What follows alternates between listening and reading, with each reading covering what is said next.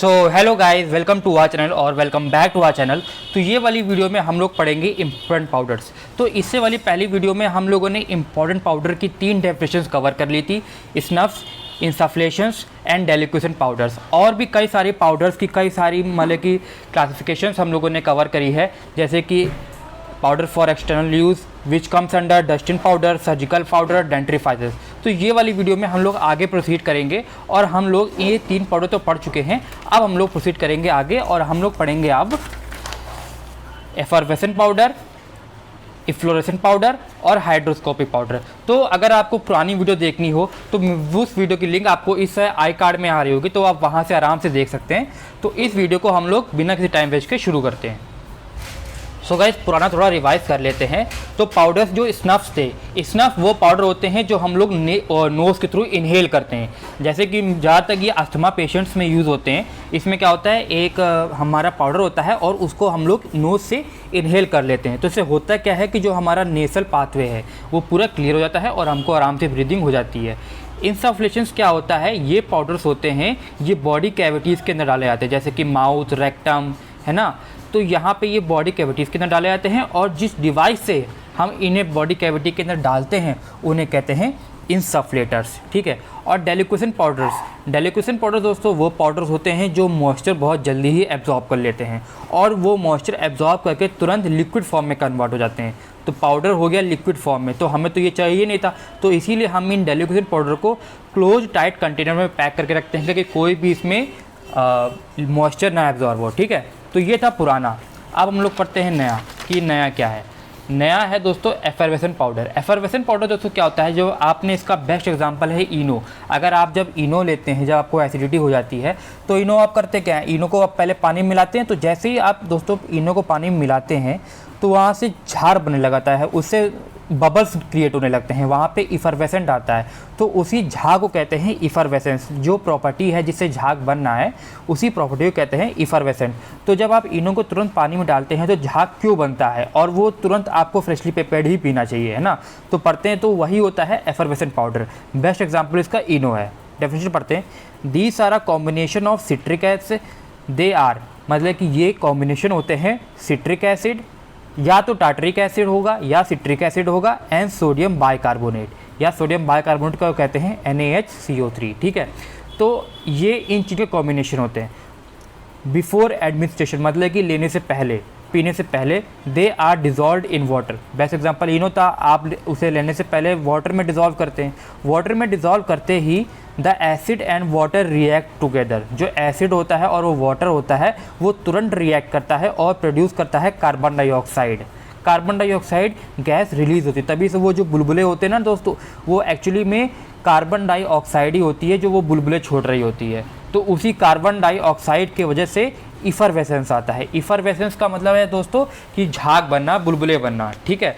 तो इसी कहते हैं इफरवेसेंट। तो यही है आपका इफरवेसेंट पाउडर, कि पाउडर में जब झाग बनती है तो उसे कहते हैं इफरवेसेंट पाउडर।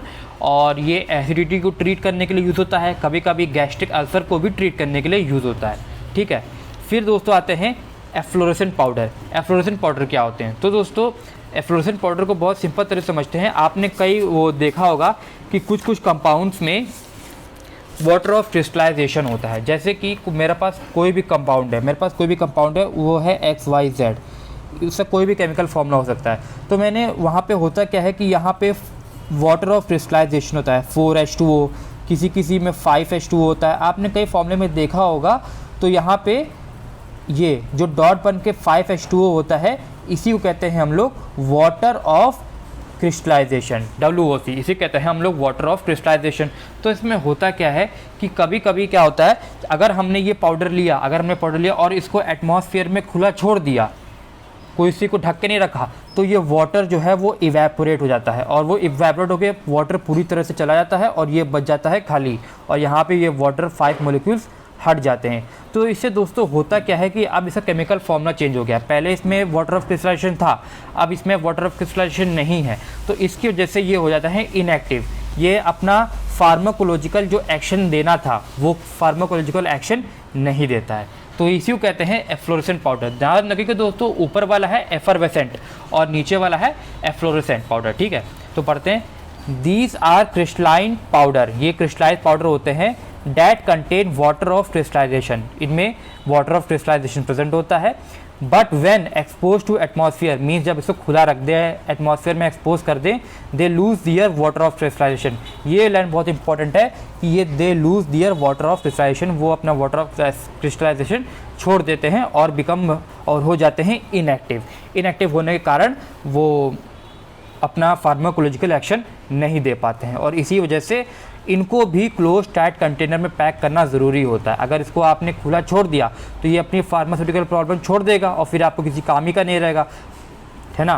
तो इसे ये है आपका एफ्लोरेसेंट पाउडर। नेक्स्ट है आपका हाइग्रोस्कोपिक पाउडर। हाइग्रोस्कोपिक पाउडर्स दोस्तों क्या होते हैं, ये काफ़ी हद तक डेलिक्वेसेंट पाउडर के जैसे ही होते हैं। जैसे कि आपका डेलिक्वेसेंट पाउडर था, ये डेलिक्वेसेंट पाउडर था, तो ये पाउडर्स थे, ये मॉइस्चर बहुत जल्दी एब्जॉर्ब कर लेते हैं, है ना। लेकिन इसमें होता क्या है कि जैसे ही ये मॉइस्चर एब्जॉर्ब कर लेंगे, ये लिक्विड में कन्वर्ट हो जाएंगे, सॉलिड से ये लिक्विड में कन्वर्ट हो जाएंगे, तो ये भी अपनी फार्माकोलॉजिकल एक्शन छोड़ देंगे। हाइग्रोस्कोपिक में अंतर ये है दोस्तों कि हाइग्रोस्कोपिक पाउडर्स भी मॉइस्चर बहुत जल्दी एब्जॉर्ब कर लेते हैं, लेकिन वो लिक्विड फॉर्म में मतलब कि कन्वर्ट नहीं होते हैं, है ना। तो यही है हाइग्रोस्कोपिक पाउडर कि hygroscopic powder, these powder absorb moisture और वाटर वेरी क्विकली, ये मॉइस्चर और वाटर बहुत ही जल्दी एब्जॉर्ब कर लेते हैं, but they don't get converted into liquid form, ठीक है। तो ये लेकिन मॉइस्चर एब्जॉर्ब करने के बाद भी ये लिक्विड फॉर्म में कन्वर्ट नहीं होते हैं और इसीलिए हम लोग एंड कंटेंड और लिक्विड फॉर्म में कंटेन नहीं होते हैं, and contained in an air tight container. तो इन्हें हम लोग रखते हैं एयर टाइट कंटेनर में रखते हैं, ठीक है। Contained in an air tight container, इन्हें भी हम लोग एयर टाइट कंटेनर में रखते हैं क्योंकि अगर एटमॉस्फेयर को एक्सपोज हो गए तो तुरंत ये लोग मॉइस्चर एब्जॉर्ब कर लेंगे। मॉइस्चर एब्जॉर्ब करने की वजह से जो इनका केमिकल फॉर्मूला था वो चेंज हो जाएगा और केमिकल फॉर्मूला चेंज होने के कारण ये इनएक्टिव हो जाएंगे, ठीक है। तो ये थे दोस्तों 3 पाउडर्स लेकिन जो बचे थे, एफरवेसेंट, एफ्लोरेसेंट और हाइग्रोस्कोपिक। और दोस्तों ये जो डेफिनेशंस हैं ये तो आती ही रहती हैं, ये बहुत ही आती हैं स्नफ्स के बारे में, इंसफ्लेशंस के बारे में और डेलिक्वेसेंट पाउडर के बारे में। So I hope guys you understand it. Thank you for watching.